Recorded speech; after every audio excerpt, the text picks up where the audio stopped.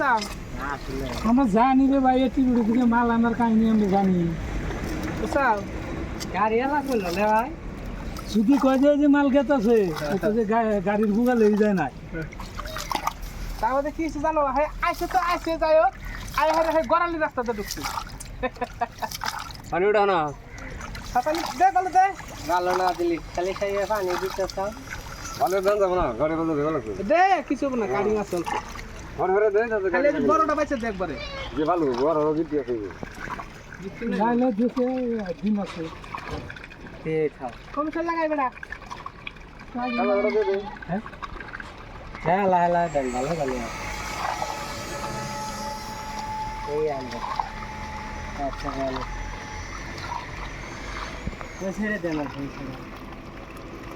মশারিতে নাও না লেখান দিলি ওই যে আমি